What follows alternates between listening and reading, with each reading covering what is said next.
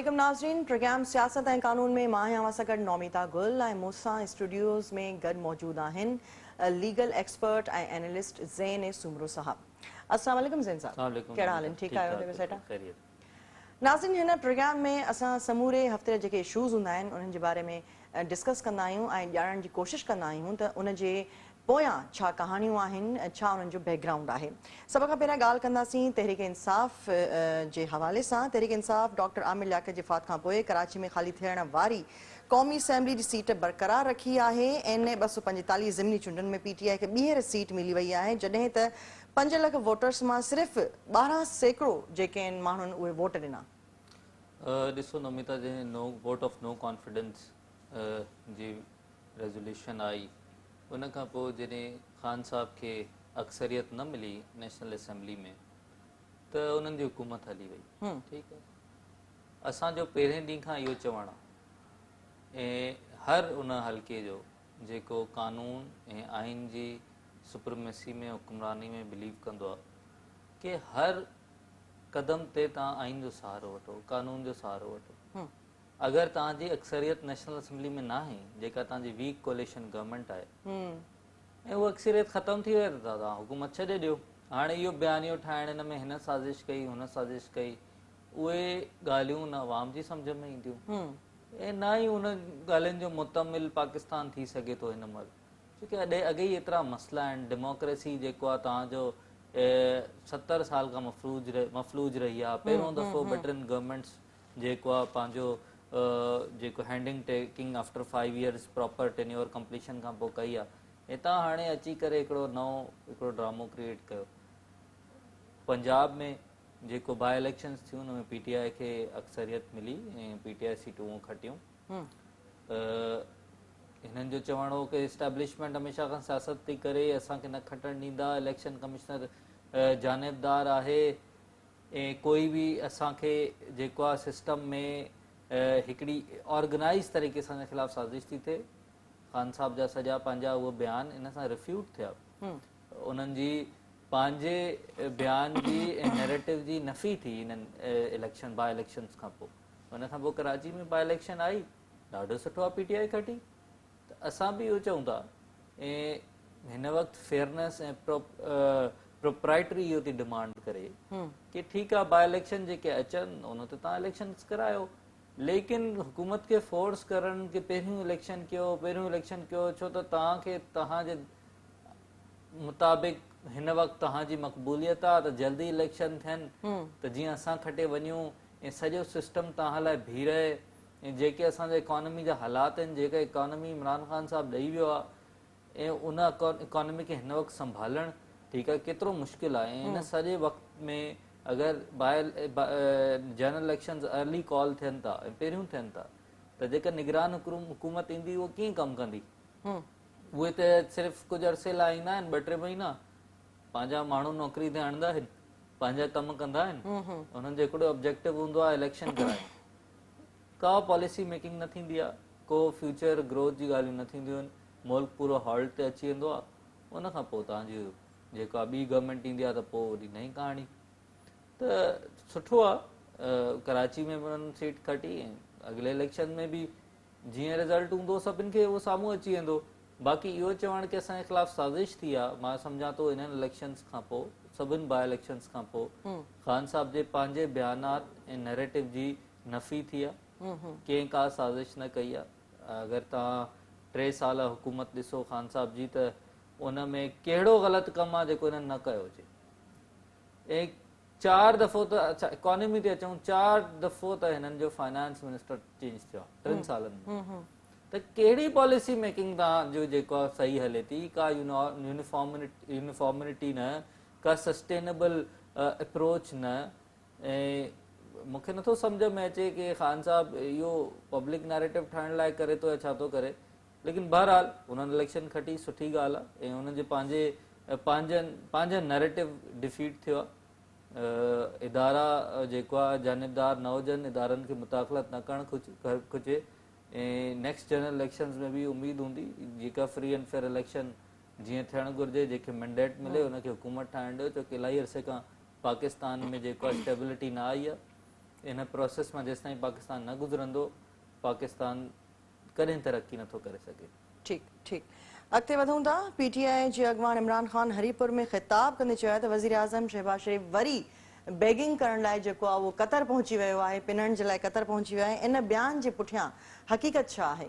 ॾिसो इमरान ख़ान जॾहिं पाण हुकूमत में न आयो 2018 में, उन खां पहिरियों त चवंदो हम IMF के आगे नहीं झुकेंगे, एॾियूं वॾियूं ॻाल्हियूं कि अवाम चयो कि अलाए कहिड़ो इनकलाब अचण वारो आहे। उन खां पोइ जॾहिं हिननि जी हुकूमत आई त हिननि खे ख़बर पइजी वई कि हुकूमत थींदी कीअं, हुकूमत जूं मजबूरियूं छा आहिनि।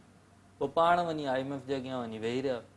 ठीकु आहे, पाण हर कंहिं खां पैसा घुरण शुरू कयूं, IMF ॾे बि पाण विया। त हाणे वरी इहा ॻाल्हि उहा साॻी कैसेट रिपीट थी थिए कि जब मैं हूंगा हुकूमत में मैं करूंगा तो सब सही है, जब कोई और करेगा वो सब गलत तो वो सब गलत है। ठीक है, त जेका इमरान ख़ान साहब IMF सां एग्रीमेंट्स कया, डील्स कयूं, उन में इहो कि पेट्रोल जी प्राइसिस में असां सब्सिडीज़ न ॾींदासीं, ऐं IMF जी जेका ट्रांच जेका अचणी हुई उहा बीह रही, उन जी वजह सां असांजो सॼो जेको बैलेंस हो उहो आउट थी वियो। जॾहिं इमरान ख़ान साहब जा हुकूमत टेक ओवर कई नून लीग, उहो अहिड़नि हालातनि में कई कि असांखे शदीद ज़रूरत हुई फॉरेन एक्सचेंज जी। ठीकु आहे, उन में उन्हनि खे प्राइसिस बि वधाइणियूं पयूं पेट्रोल जूं शयुनि जूं। त इहो हिकिड़ो बैकलॉग हुयो, बैगेज हुयो जेको इमरान ख़ान पाण छॾे वियो हिननि लाइ। हो अॼु हिते हुजे हा त उनखे इन खां बि ॾुखिया हालात फेस करणा पिया, त उन्हनि वटि त न टीम हो न विजन हुयो। ठीकु आहे न, त हिन वक़्तु जेको आहे इमरान ख़ान साहब अगरि शहबाज शरीफ खे क्रिटिसाइज़ करे तो कतर चयो वियो आहे त पाण बि त हिननि एतिरा दौरा कया, ऐं कतर वञी करे कहिड़ो हुननि जुर्म कयो, हुननि वञी $2-3 बिलियन जी इन्वेस्टमेंट वठी आया। पाकिस्तान जी आर्मी जेको वर्ल्ड कप थियण वारो आहे उन में सिक्योरिटी जेको आहे टीम लीड कंदी, ऐं पाकिस्तान एयरपोर्ट्स जेको आहे उन्हनि में इन्वेस्ट करणु चाहे थो कतर, ऐं पाकिस्तान में हिकिड़ी इन्वेस्टमेंट अचे थी जंहिंजी हिन वक़्तु शदीद ज़रूरत आहे असांखे। असां को जेको आहे फर्स्ट वर्ल्ड कंट्री त न आहियूं कि असां अहिड़ा नारा हणूं। त ख़ान साहब खे ॾिसणु घुरिजे पंहिंजे बयानात खे कि पॉलिटिकल नैरेटिव ठाहिण जे चक्कर में तव्हां अवाम खे एतिरो हॉस्टाइल करे छॾियो आहे ऐं रियलिटी खां परे करे छॾियो आहे। ठीकु आहे, असांखे ज़रूरत आहे हिन वक़्तु। ऐं अगरि शहबाज शरीफ वियो आहे जेको आहे भले पैसा घुरण बि वियो आहे, हिन वक़्तु इकोनॉमी ज़रूरत आहे त हुन में का ग़लति ॻाल्हि कोन्हे। PAC जो इजलास भी थियो आहे जंहिंमें डैम फंड मामले ते सुप्रीम कोर्ट अॻोणे चीफ जस्टिस साकिब निसार खे तलब करे वरितो आहे। इहो छा मामलो आहे?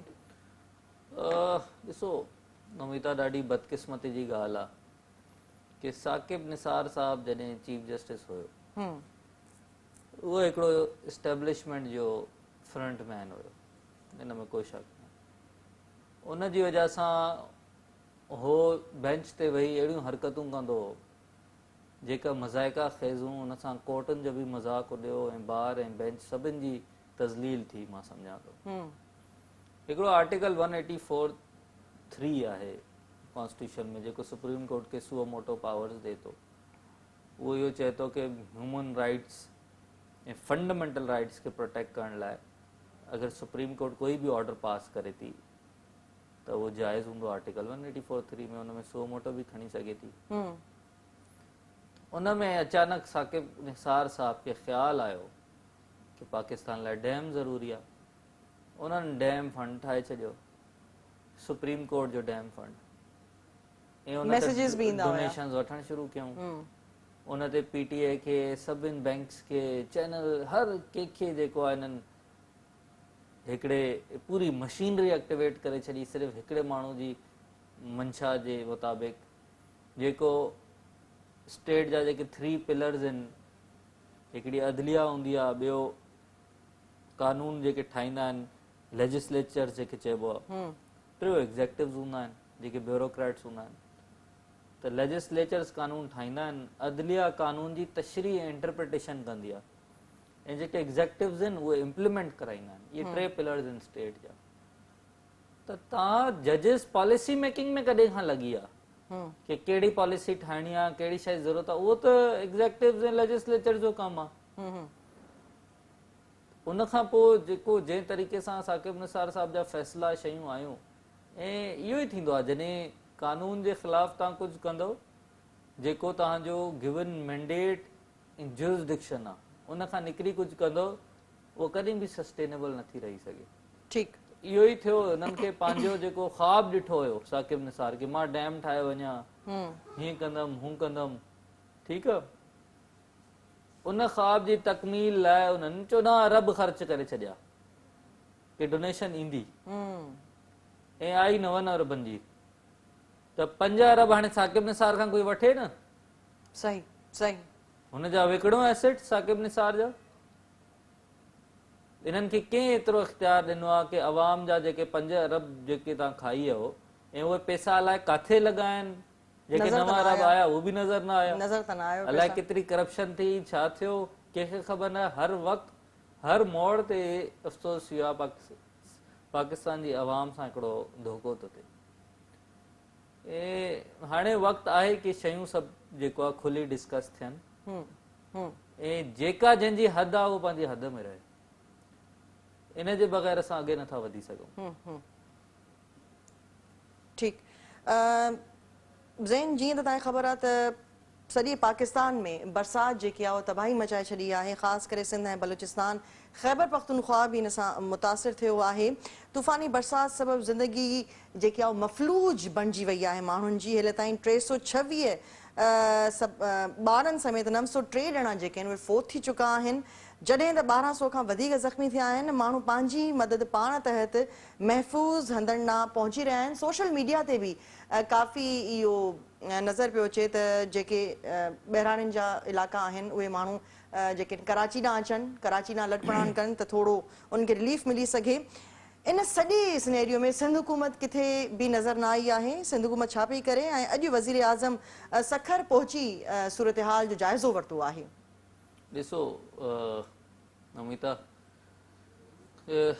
मसलो काथां शुरू थो थिए पहिरियों त उहो डिस्कस कयूं सिंध में अचूं था बाद में पहिरियों कराची खे डिस्कस कयूं था कराची में जिथे जिथे नेचुरल वाटर ड्रेन हुयो ठीकु आहे जिथे लेक्स हुयूं जिथे रेन वाटर जमा थींदो हुयो जेके पार्क्स हुया ठीकु आहे उहे सभु असां गवर्नमेंट त ठीकु आहे हुननि जी ग़लती हूंदी हुननि इन्फोर्स छो न करायो आहे लेकिन तव्हां मां असां सभिनि मिली कब्ज़ा कया आहिनि असां सभिनि मिली हुते घर ठाधा आहिनि जेका जीअं फॉर एग्ज़ाम्पल हिकिड़ी कॉलोनी आहे गुलिस्तान ज़फ़र उन में जेको रेन वाटर ड्रेन हुयो उनजे मथां घर माण्हुनि ठाहे छॾिया इंक्रोच करे ठीकु आहे उन से गॾु जेका हिकिड़ी कॉलोनी आहे ऐं जॾहिं बारिश थिए थी उन्हनि जा पंहिंजा ई घर ॿुॾी था वञनि मतिलबु हो पंहिंजी मुसीबत जी इजाद पाण ई आहिनि लेकिन पोइ बि इहो न सोचंदा की असां इहा जॻह ॾियूं ड्रेन खे की शायदि असां बची वञूं ठीकु आहे अनप्लैंड डेवलपमेंट अनप्लैंड हिकिड़ो सिटी जी ग्रोथ जिथे तव्हांखे टुकड़ो मिले चाइना कटिंग खां वठी हिकिड़ी माफ़ियाज़ जी इंक्रोचमेंट मथां माण्हुनि जी पंहिंजी सोच कि कोई टुकड़ो पंहिंजे घर सां इर्द गिर्द ख़ाली न आहे करणो जॾहिं टुकड़ो ख़तमु थी वञे त मथां स्ट्रक्चर कढी छॾंदा आहिनि ॿाहिरि रोड ते तव्हांजी जेके सीवेज आहे उन ते ऐं यूटिलिटीज़ पाणी गैस उन्हनि ते केतिरो लोड पए थो जॾहिं तव्हां हिकिड़े जॻह ते हिकिड़े शहर में हिकिड़ी मशरूम ग्रोथ कयो था त सिविक सेंस ऐं रिस्पॉन्सिबिलिटी में त असां सदियूं पोइते आहियूं ठीकु आहे उन खां पोइ तव्हां अगरि सिंध में ॾिसो त सिंध में बि इहे हालात आहिनि कि का प्लैन डेवलपमेंट न आहिनि घिटियूं ईअं ठहियल आहिनि कि हिकिड़ी साइकिल बि आराम सां नथी वञी सघे ठीकु आहे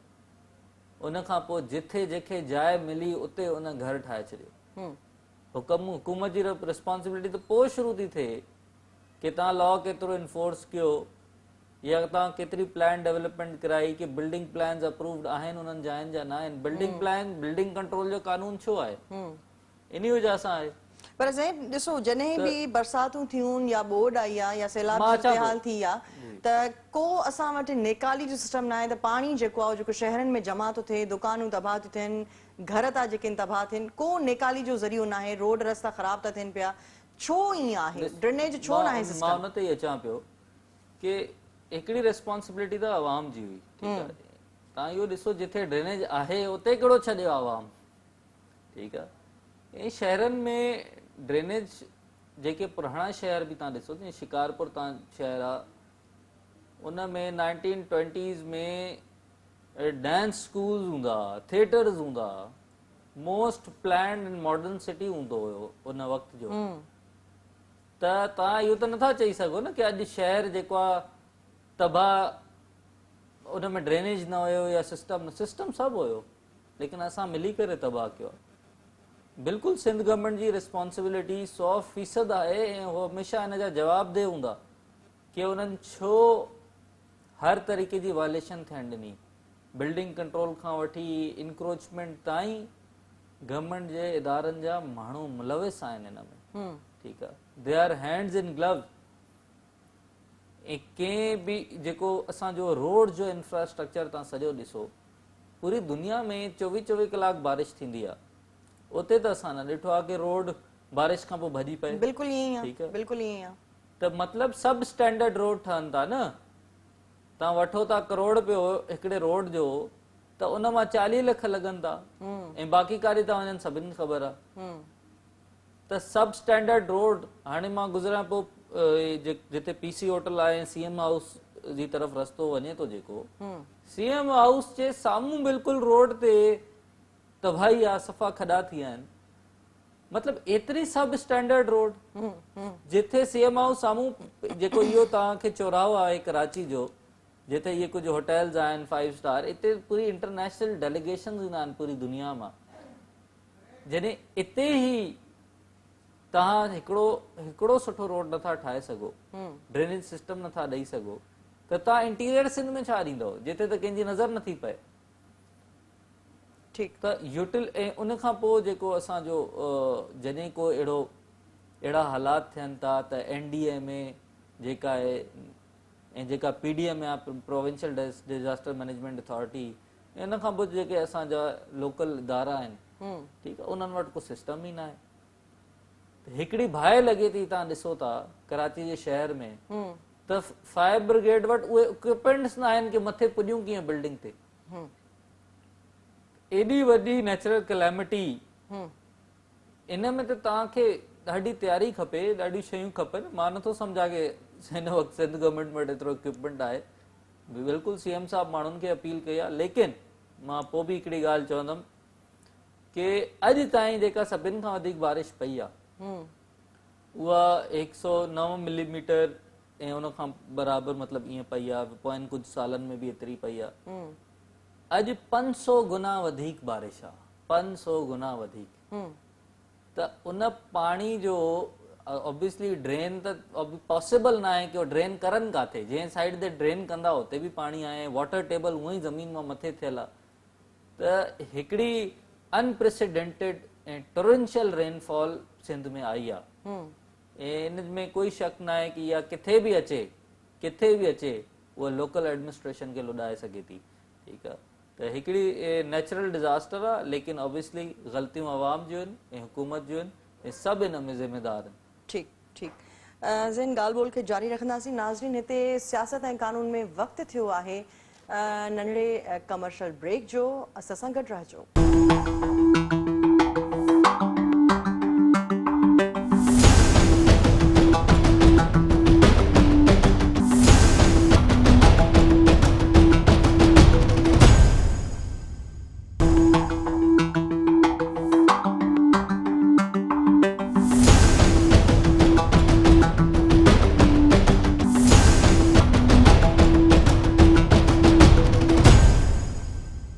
वेलकम बैक नाज़रीन। प्रोग्राम एक भेरो ॿीहर भलीकार। मां आहियां सां गॾु नौमिता गुल ऐं मूंसां गॾु प्रोग्राम में मौजूदु आहिनि ज़ेन ए सुमरो, जेके लीगल एक्सपर्ट ऐं एनालिस्ट आहिनि। ॻाल्हि ॿोल खे शुरू कंदासीं। IMF जी सख़्त शर्तुनि तहत टैक्स एमनेस्टी लाइ क़ौमी असेंबली जी मंज़ूरी लाज़मी करार ॾेई छॾी आहे। टैक्स एमनेस्टी स्कीम क़ौमी असेंबली जी मंज़ूरी खां सवाइ टैक्स छूट न ॾिनी वेंदी। टैक्स एमनेस्टी स्कीम छा आहे? ॾिसो नौमिता, IMF जी कंडीशन्स जेको IMF जी हिकिड़ी कंडीशन आहे ब्रॉडली, उन जे हेठां सभु कंडीशन्स ॿियूं थी सघनि। उहा कंडीशन इहा आहे कि तव्हां असां खां कर्ज़ु वठो था त तव्हां कहिड़ा क़दम वरिता आहिनि जेके इंश्योर करनि तव्हांजी पॉलिसीज़ में कि तव्हां असांखे कर्ज़ वापसि करे सघो। ठीकु आहे, फॉर एग्ज़ाम्पल अगरि पेट्रोल ॾिसूं था त पेट्रोल ते असां जंहिं मुल्क में बि इमरान ख़ान जे वक़्त में वेंदा हुआसीं उन्हनि खे चवंदा हुआसीं असांखे कर्ज़ो ॾियो, उहो चवनि था कि तव्हां खां वधीक पेट्रोल त असां वटि महांगो आहे, असां अफोर्ड नथा करे सघूं जेका सब्सिडी तव्हां ॾियो था, तव्हांखे असां कर्ज़ो कीअं ॾियूं, तव्हां काथां वापसि कंदो असांखे कर्ज़ो इहो जेको तव्हां असां कर्ज़ो वठो था। इहो हमेशह खां इशू रहियो कि पाकिस्तान हमेशह अवाम खे प्लीज़ करण लाइ ऐं लीडर्स पंहिंजी सियासत चमकाइण लाइ पॉलिसीज़ ठाहियूं। ईअं ई पोइ इलाही दौरनि में टैक्स एमनेस्टी स्कीम्स आहियूं जिथे बिज़नेस कम्युनिटी ख़ुशि करण लाइ या पंहिंजा मक़ासिद हासिल करण लाइ टैक्स एमनेस्टी स्कीम ईअं हूंदी आहे कि फॉर एग्ज़ाम्पल स्मगल्ड कार्स ते एमनेस्टी अची वई। ठीकु आहे, का गाॾी तव्हां ॿाहिरां घुराई त उन ते फॉर एग्ज़ाम्पल 200% ड्यूटी आहे, जेका हुनजी प्राइस आहे उनमें 200% ड्यूटी नेशनल एक्सचेकर खे वेंदी, गवर्नमेंट ऑफ पाकिस्तान खे। टैक्स एमनेस्टी स्कीम चए थी कि जंहिं वटि स्मगल गाॾियूं आहिनि उहे डिक्लेयर करनि एमनेस्टी में, असां उन्हनि खे क्लियर करे ॾींदासीं या उन ते भले सर्टन अमाउंट पे करनि, इहा एमनेस्टी आहे। ईअं ई कि जंहिं वटि पैसो पियो आहे कैश में, माण्हुनि कैश में डील कंदा आहिनि, माण्हुनि वटि हूंदो बि आहे या अनडिक्लेयर्ड इनकम हूंदी आहे, ईअं इलाही वॾनि बिज़नेसमैन पाकिस्तान में उन्हनि जी अनडिक्लेयर्ड इनकम हुई। ख़ान साहब जे दौर में एमनेस्टी आई, उन्हनि खे चयो वियो कि तव्हां इहा डिक्लेयर कयो, इन ते टैक्स माफ़ आहे ऐं तव्हांजी इनकम वाइट थी वेंदी, या उन ते सर्टन प्रपोर्शन ऑफ टैक्स ॾियो। त इलाही माण्हुनि अची उहा डिक्लेयर कई। ठीकु आहे, त टैक्स छूट आहे हिकिड़े क़िस्म जी इहा। जॾहिं तव्हां लॉ खे इन्फोर्स न करे सघंदा हो ऐं तव्हांखे ख़बर हुजे कि हिकिड़ी ब्लैक मार्केट हली थी पई त तव्हां चवंदा हल भला कुझु त निकिरे उन मां, त उनखे एमनेस्टी टैक्स एमनेस्टी स्कीम जे थ्रू उन्हनि खे छूट ॾिनी वेंदी आहे। त उहा स्कीम नॉर्मली SROs जे थ्रू बि अची वेंदी आहे। ठीकु आहे, फाइनेंशियल एक्ट जे थ्रू बि ईंदी आहे, नेशनल असेंबली जी परमिशन थ्रू प्रॉपर जेको चैनल कानून पास थींदो आहे उन थ्रू बि, लेकिन थ्रू SROs अची वेंदी आहे या जेको आहे सब लेजिस्लेशन जे थ्रू उनखे एमनेस्टी स्कीम ॾेई छॾंदा आहिनि ऐं उहा क्विकली अहिड़े तरीक़े सां थींदी आहे जेको डाउटफुल हूंदो आहे, जिते इलाही डाउट्स हूंदा आहिनि कि यार पंहिंजनि माण्हुनि खे फेवर करनि था या इहो हिकिड़ो प्लान डिसीजन आहे या छा आहे। त उहा हिकिड़ी कंडीशन IMF हणी छॾी आहे कि तव्हां जेका बि टैक्स एमनेस्टी हूंदी नेशनल असेंबली में प्रेज़ेंट कंदो ऐं सभिनि जी नॉलेज में हूंदी त पोइ इहो पास थी सघे, छोकी टैक्स एमनेस्टी खे डिस्करेज करणु चाहिनि था जेका हिन वक़्तु पाकिस्तान जा हालात आहिनि। त हिकिड़ी मुनासिब हिकिड़ी रिक्वायरमेंट आहे, हिन में को स्ट्रिक्ट कंडीशन न आहे इहा। ठीक ठीक। वफ़ाक़ी वज़ीर हमाद अज़हर दावा कया है त ईंदड़ महीने बिजली 10 रुपया फी यूनिट वधीक महांगी कई वेंदी, उन फ्यूल प्राइस एडजस्टमेंट जे नाले ते बिजली जा बिल तमामु घणा वधीक आया आहिनि। फ्यूल प्राइस एडजस्टमेंट छा आहे ऐं बिजली जा बिल तमामु वाकई वधीक आया आहिनि माण्हुनि जा? नमिता, तव्हांखे असां पोयनि प्रोग्राम्स में बि डिस्कस कयो कि साल पुराणी वर्ल्ड बैंक जी रिपोर्ट हुई कि फ्यूल प्राइसिस जेको आहे उहे इलाही वधंदियूं कोविड खां पोइ, ऐं उन खां पोइ यूक्रेन ऐं रशिया जी वॉर की वजह सां फ्यूल प्राइसिस न सिर्फ़ु हिते बल्कि यूरोप UK में भी इलाही वधी वियूं आहिनि। मतिलबु अगरि 1 लीटर असां वटि हिते फॉर एग्ज़ाम्पल 230 रुपए जो आहे, हिन वक़्तु UK में 234 जो आहे, त UK में हिन वक़्तु 2 पाउंड जो लीटर आहे जेको अराउंड 500 रुपए जे क़रीब पाकिस्तानी बीहे थो। ऐं UK में फ्यूल प्राइसिस ते प्रोटेस्ट था हलनि ऐं उते जेके ट्रांसपोर्ट एसोसिएशन आहे ऐं जेके पब्लिक ट्रांसपोर्ट जा एम्प्लॉइज़ आहिनि उहे उन्हनि ट्रांसपोर्ट 7 ॾींहं बंदि रखी कि असांजूं पघारूं वधा, असांजो हिन में गुज़ारो नथो थिए। ठीकु आहे, त हिन वक़्तु जेको आहे कंडीशन इहा आहे, तव्हां IMF सां मुआइदो कयो ऐं IMF तव्हांजी कंडीशन इहा हई कि तव्हां इन प्राइस जी जेका सब्सिडी तव्हां एॾी एक्स्ट्रा ॾियो था इनखे तव्हां ख़तमु कंदो। ठीकु आहे, जीअं तव्हांजी हिकिड़ी सस्टेनेबल ग्रोथ थिए ऐं तव्हां असांखे पैसा वापसि करे सघो। त उन जी मद में पाकिस्तान प्राइसिस वधायूं, हाणे लेटर ऑफ इंटेंट अची वियो आहे IMF ॾांहुं ऐं नेक्स्ट मंडे ट्यूसडे ताईं IMF जो बोर्ड वेहंदो ऐं उहो पैसा बि रिलीज़ करे छॾंदा। लेकिन IMF ऐं वर्ल्ड बैंक इन्हनि सभिनि जे अलावा पाकिस्तान जो हिकिड़ो पंहिंजो बि फ्यूल जो मसइलो आहे। उहो इहो मसइलो आहे कि पाकिस्तान उहो फ्यूल जेको आहे बिजली जेको आहे उहो थ्रू फ्यूल प्रोड्यूस कंदी आहे ऐं फ्यूल ऐं पेट्रोल जेको आहे भले फर्नेस ऑयल थी वञे कुझु बि थी वञे उहो पाकिस्तान में हिते त असांजो दरामद न थींदो आहे, नेचुरल रिसोर्सिस आहिनि ई न, उहो सॼो इम्पोर्टेड आहे। त डॉलर प्राइस फ्लक्चुएशन जी वजह सां पोयनि 2-3 महीननि में जेको फ्यूल घुरायो वियो ऐं जंहिं फ्यूल ते उहा इलेक्ट्रिसिटी प्रोड्यूस कई वई उन प्राइस जी एडजस्टमेंट काथे त थींदी ऐं पोयनि 1-2 सालनि खां प्राइसिस फ्यूल जूं न वधियूं हुयूं छोकी इमरान ख़ान जी गवर्नमेंट आर्टिफिशियली मां चवंदुमि इलीगली उन प्राइस खे कैप ॾिनी वेठा। पर सॼो बोझ जेको आहे अवाम ते थो पए। हा, लेकिन अॼु जेको आहे हाणे प्रोग्राम खां थोड़ी देरि पहिरियों मिफ्ता इस्माइल जी मां प्रेस कॉन्फ्रेंस ॾिसां पोइ जिते फ्यूल प्राइस एडजस्टमेंट जी मद में जेके चार्जिस लॻा विया आहिनि उनखे रोकियो वियो आहे कुझु अरसे कुझु टाइम लाइ।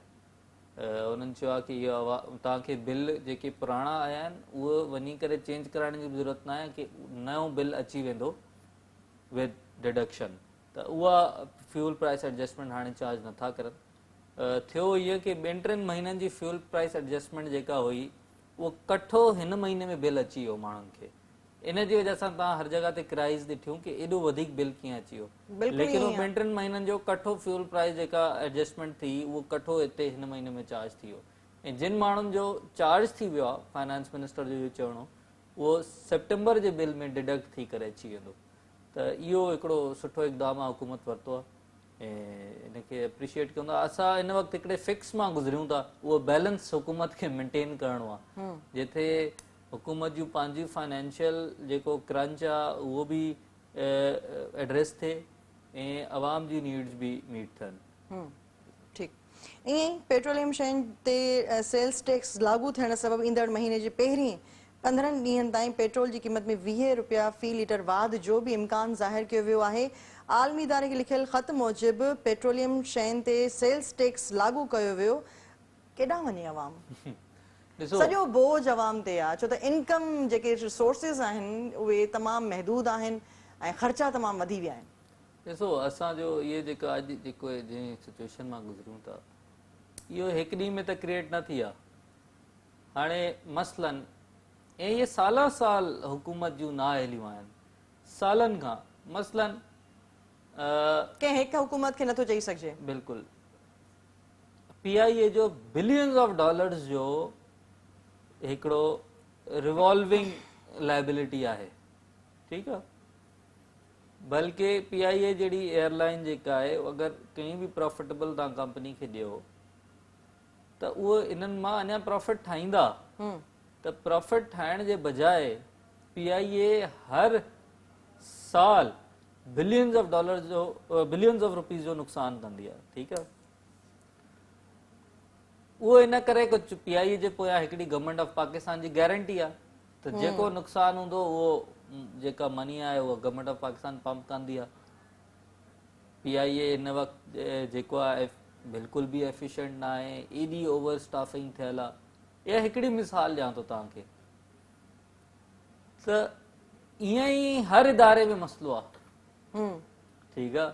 हर इदारे जो हल हर कंहिं इहो ॻोल्हियो आहे कि हुकूमत बसि पैसा नुक़सान भरे छॾंदी ऐं हुकूमत में जेके माण्हू वेठा आहिनि उहे corruption, red tape, administrative issues जी वजह सां काई असांजी हिकिड़ी बि पॉलिसी सही तरीक़े सां ऑन ग्राउंड एग्ज़ीक्यूट नथी थिए, ठीकु आहे। त इहे सभु शयूं जेको एॾनि सालनि खां हलनि थियूं, अॼु तव्हां जॾहिं इहो इशू डिस्कस कयो था त हुकूमत अगरि का पॉलिसी लॉन्ग टर्म पॉलिसी ठाही हुजे त उहा आवाम ते बोझ कोशिशि करे न अचे न।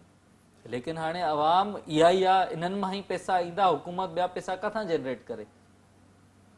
त हिकिड़े वाक़ई सूरत हाल ख़राबु आहे ऐं सिर्फ़ु हिते न पूरी दुनिया में ख़राबु आहे। ऐं हिन वक़्तु जेको आहे इंटरनेशनल इकोनॉमिस्ट चवनि था कि पूरी दुनिया शायदि एक्सट्रीम रिसेशन जी तरफ़ बि हली वञे। कॉस्ट ऑफ लिविंग हर जगह ते ॾाढी वधी वई आहे ऐं जेके असांजा एसेंशियल आइटम्स आहिनि उन्हनि जी कॉस्ट वधी वई आहे, जेके फ्यूल आहे उन जी कॉस्ट वधी वई आहे। ऐं हिन वक़्तु करंटली तव्हां जीअं हिन जो सुवालु पुछियो फ्यूल प्राइसिस जो, त फ्यूल प्राइसिस में वरी उन ॻाल्हि ते अचूं था जेका असां अॻाणे कई कि IMF जी इहा कंडीशन हुई कि तव्हां फ्यूल प्राइसिस खे पंहिंजे नेचुरल मार्केट रेट ते खणी अचो, ठीकु आहे, तव्हां हुन में एतिरी सब्सिडी न ॾियो जेका गवर्नमेंट अफोर्ड न करे सघे। वाकई उहा सही आहे, अवाम खे बि त एटलीस्ट ख़बर हुजे कि असांजी हुकूमत केतिरी नाअहल आहे, केतिरो अरसो सब्सिडीज़ ते हलंदासीं, उहो छो न हिकिड़ो एफिशिएंट सिस्टम पाण हुकूमत क्रिएट थी करे। जेका हुकूमत एफिशिएंट सिस्टम क्रिएट करे हुनखे वोट कयो। बाक़ी जेका हुकूमत सब्सिडी ॾिए थी उहो त ईअं ई आहे कि कंहिं मां जेको माण्हू खे घर वेही खारायां, त उहो त जेको आहे हिकिड़ो सस्टेनेबल तरीक़ो न आहे। त साल ॾेढ खां फ्यूल जी प्राइसिस न वधियूं, IMF जी बि कंडीशन हुई, हुन खां पोइ जेको आहे हाणे बि फ्यूल प्राइस जेको आहे डॉलर जी वजह सां बि फ्यूल सॼो इम्पोर्टेड आहे, त उहो प्राइसिस बि वधंदियूं। त पाकिस्तान गवर्नमेंट खे रेवेन्यूज़ खपनि, शयूं खपनि, त आख़िर को हल त आहे कोन। अगरि कोई हल निकिरी सघे उहो तॾहिं निकिरी सघे थो जॾहिं असांजी पॉलिटिकल पार्टी सभु पाण में मिली विहनि। जेको असांजो जीअं ई तव्हांजो पॉलिटिकल अनरेस्ट ईंदो आहे मुल्क में, त जेके स्पेक्युलेटिव इन्वेस्टर्स हूंदा आहिनि उहे पंहिंजो पैसो खणी वेंदा आहिनि ॿाहिरि, या पंप इन करे छॾंदा आहिनि, इन्वेस्ट करे छॾंदा आहिनि डॉलर्स में। जीअं ई हाणे रिसेंटली तव्हां ॾिठो कि डॉलर सभिनि खे नज़र आयो वधे थो, सभिनि माण्हुनि डॉलर वठणु शुरू करे ॾिना, ठीकु आहे। त उनजी वजह सां इकोनॉमी कॾहिं बि स्टेबल न रहंदी आहे। इमरान ख़ान साहब खे बि इहो रियलाइज़ हाणे करणो हूंदो कि एतिरा फ्लड्स आहिनि, एतिरो हालात आहे, बिलियंस ऑफ डॉलर्स जो जिथां असां दुनिया खां घुरूं था ओतिरो असांजो नुक़सानु थी वियो आहे फ्लड्स में, ठीकु आहे। इहे काथां सिस्टम सॼो रिवैम्प थींदो, हिन वक़्तु उन्हनि जी जेको आहे सिर्फ़ु बेसिक रिलीफ फैसिलिटीज़ न आहिनि उन्हनि वटि। उन खां पोइ जॾहिं पाणी हलियो वेंदो त वापसि इन्हनि घरनि खे रिवैम्प करणु, काॾां पैसा ईंदा, माण्हू ग़रीब माण्हू कीअं सर्वाइव कंदो, हिकिड़ो जेको आहे एक्सट्रीम क्राइसिस मां असां गुज़रूं था। त जेसि ताईं असांजा सभु स्टेक होल्डर्स गॾु मिली वेहंदा न ऐं सिर्फ़ु पंहिंजी सियासत लाइ न कमु करनि बल्कि अवाम लाइ कमु करनि, तेसि ताईं असां हिन क्राइसिस में रहंदासीं। ठीकु ठीकु, वॾी महिरबानी अव्हांजी ज़ैन। नाज़िन, प्रोग्राम सियासत ऐं कानून जो अॼोको प्रोग्राम इते पुॼाणी ते पहुतो। इंशाल्लाह ईंदड़ हफ़्ते नवनि इशूज़ सां हाज़िर थींदासीं। ज़ैन सुमरो ऐं नौमीदा गुल खे ॾींदा इजाज़त। अल्लाह हाफ़िज़।